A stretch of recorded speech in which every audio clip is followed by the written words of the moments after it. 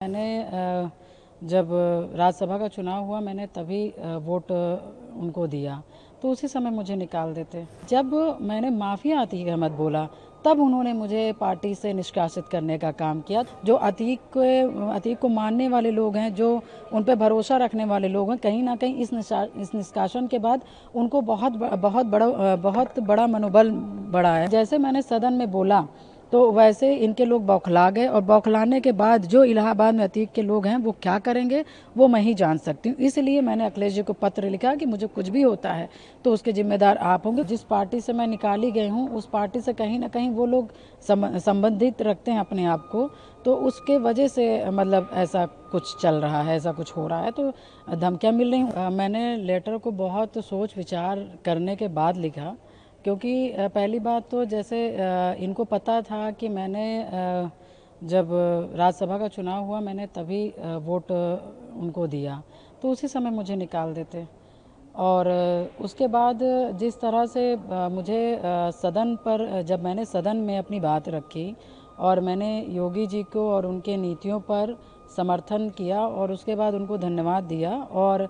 तो कहीं ना कहीं जब मैंने माफिया अतीक अहमद बोला तब उन्होंने मुझे पार्टी से निष्कासित करने का काम किया। तो कहीं ना कहीं इतने अपमानित तरीके से जब मुझे पार्टी से निकालने का, निष्कासित करने का काम किया जाएगा, और क्योंकि एक चीज़ मैं बताना चाहूँगी, जब से मुझे पार्टी से निष्कासित किया गया है तो आप देख रहे होंगे कि जो समाजवादी के लोग हैं और जो खास करके जो प्रयागराज में जो अतीक के लोग हैं, जो अतीक को मानने वाले लोग हैं, जो उन पर भरोसा रखने वाले लोग हैं, कहीं ना कहीं इस निष्कासन के बाद उनको बहुत बड़ा मनोबल बढ़ा है, मिला है। तो मैं इस वजह से, क्योंकि उनके जिस तरह से मेरे बारे में टिप्पणी करना, अभद्र टिप्पणी करना, और मुझे सूचना भी मिल रही, जिस तरह जानकारी मिल रहा है कि उनको एक बहुत बड़ा ताकत मिल गया कि पूजा पाल अब समाजवादी से हटा दी गई है, अब ये हम लोगों की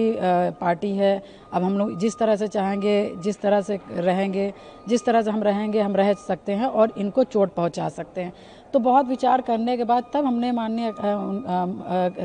उनको अखिलेश यादव जी को हमने लेटर लिखने का काम किया, क्योंकि मैं बहुत सी चीज़ें सुन रही हूँ इस वजह से, क्योंकि जैसे मैंने सदन में बोला तो वैसे इनके लोग बौखला गए, और बौखलाने के बाद जो इलाहाबाद में अतीक के लोग हैं वो क्या करेंगे वो मैं ही जान सकती हूँ। इसलिए मैंने अखिलेश जी को पत्र लिखा कि मुझे कुछ भी होता है तो उसके जिम्मेदार आप होंगे, क्योंकि जिस तरह से मुझे अपमानित करके निकाला गया है तो कहीं ना कहीं अतीक के लोगों का मनोबल बढ़ा है, कुछ भी कर सकते हैं। आपने बोला कि आपको धमकी भी मिली है, किस तरह के जो धमकी जो आप कह रही हैं? देखिए, जैसे सदन में मैंने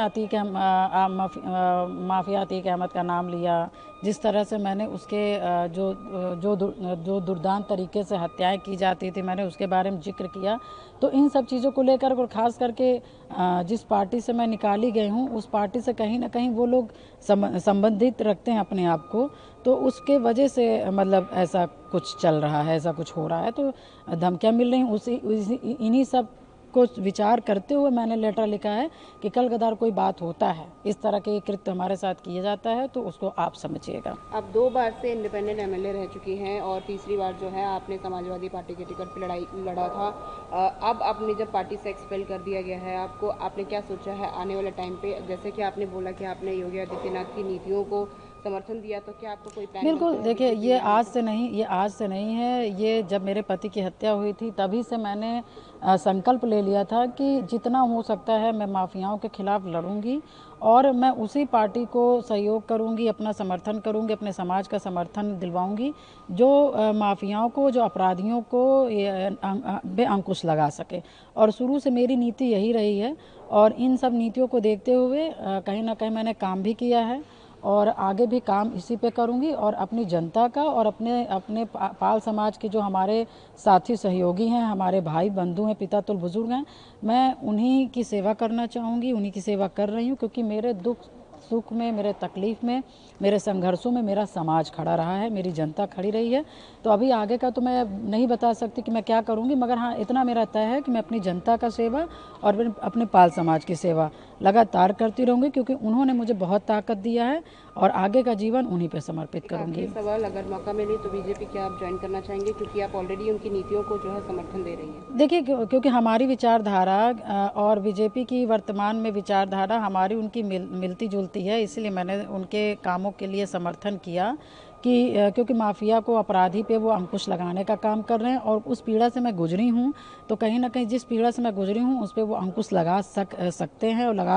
लगा भी रहे हैं। इस वजह से अभी मेरे विचार उनके मिल रहे हैं। अब आगे क्या होगा वो समाज से बात करके तो ही तय होगा।